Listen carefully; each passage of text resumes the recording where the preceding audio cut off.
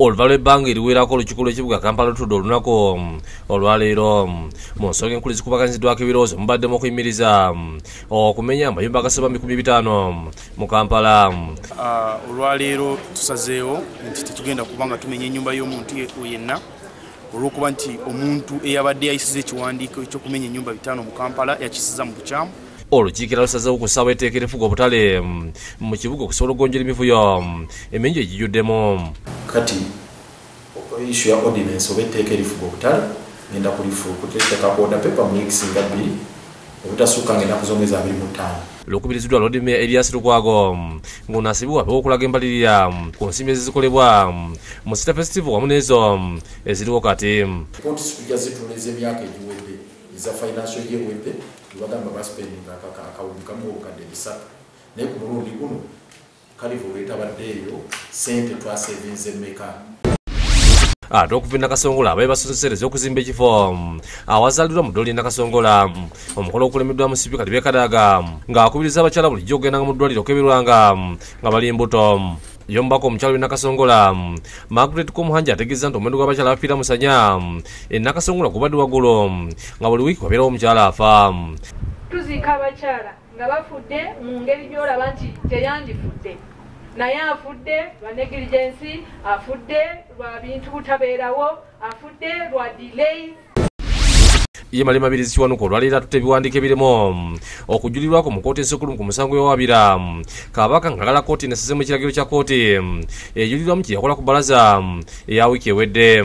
N'ekirala yasala ebintu by'otawoza kandowoozeza nti mu bwangu obw'ekitabo mu wiiki ng'emu nsobodde okulaba nga neekwanyakwanya okujulira ne nkuteekayo mu kulabya kunene nnyo kwa sente nnyingi naye nga yekankuteeka ekyo tukimale. Kino kiddiye kkooti ejulirwa mu kusaza mu kusaba kwe okwali kukkiriziddwa kkooti enkulu bwe yalagira Mabiriizi okuba ebiwandiiko ebikwata ku ttaka ssaako n'ebiwandiiko ebikwata ku akawunti eza Kabaka. So ndowooza mu nsonga zange kyana mwemu zempadde kkooti ejjassangamu omulamwa okujulira ekukkirize esigazeewo ekiragiro ky'omulamuzi Basaze yagamba nti Kabaka ampe ebiwandiiko byonna byonna ebiriko bank statement omuli. Owa Muyengo olunaku lw'ameefuga balukuzizza na kujjukisa bannayuganda ku mugaso gw'omwana omuwala eri enkulaakulana y'eggwanga. Twatuula nga ttiimu kukasa abakulembeze n'abatuuze nga tukole omupiira guno abaana abawala basanga omupiira. Basize okuteeka omupiira batubawala n'abalizi okulaga Uganda wetuuse mu enkanonkano myaka 56 egiyise.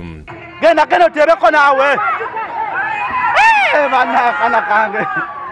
Ssentebwa Yasino omala asinze ku mukolo gunajjukiza bannansi obutasasula abaana ab'obuwala. Abaana b'obuwala nabo kati n'ab'obulenzi muli iko eyo message yetwagala kyokulaga. Okuwandiisa kw'abaagala okuyingira mu gyekuuma byalo erimanyiddwa nga LD kuzze mu lunaku olwaleero ku kisaawe kya Okujjukira Road e Kamwokya. Mwana mukulu ab'enjawulo okubadde ayogerera amagye ag'okutaka Meja Henry Oboni yalasisi wa Kampala babaddewo okulaba ebigenda mu maaso.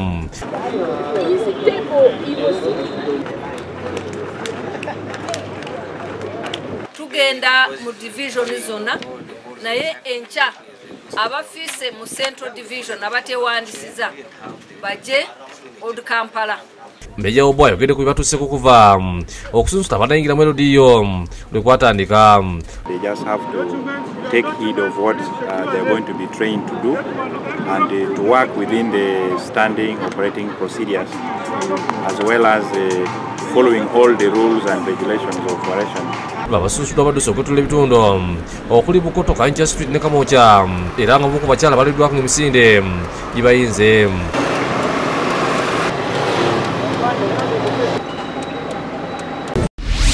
Adi yavuganyiza ku tikiti FDC mu kulonda omubaka Shema North Guman wagabaganya ebyavudde mu kulonda akakiiko by'okulonda mukalagiridde mu NRM Naomi Kibaajo okuba omuwanguzi. Kuma agamba nti wakuddukira mu kkooti agisaba okusoza mu kulonda kuno okusinziira mu bivyo egyakubaddemu. Tosobola kukkiriza ebyavudde mu bululu nga waliwo okugula akalulu n'essente n'ensimbi ate nga mu musana abantu nga balaba.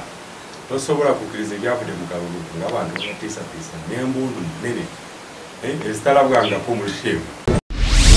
mungire bamudumizi wa polisi mituya Busoga East Haji Ibrahim Saiga agenze kipayipayo kukyalo nawangisa ebusesa okakanya abatuze adebe kalakasa nga bawakanya okukyusa eddwaliro libadde lizimbibwa mu kitundu kino okutwalibwa mu kitundu ekirala.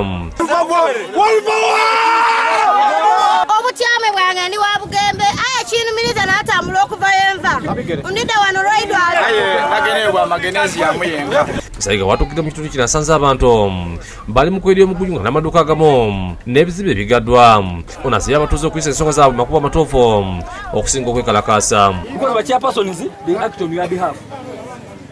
So that tutekuniibwa ino oyo nze gye meeting omukulu. Yo kooti eweesa emisango gy'entalo n'abatujjo tulekulu yalagidde munnansi wa Kenya ne Uganda Omalo okuddizibwa Kenya okumala emyaka 3 nga bwe giggwako waddembe okudda mu Uganda.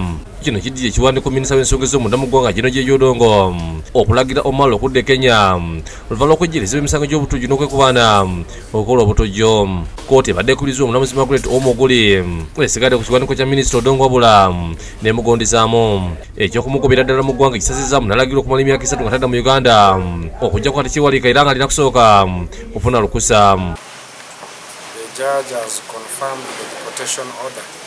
However, the judge has varied the indefinite aspect of the deportation order after considering that he has a family background in Uganda.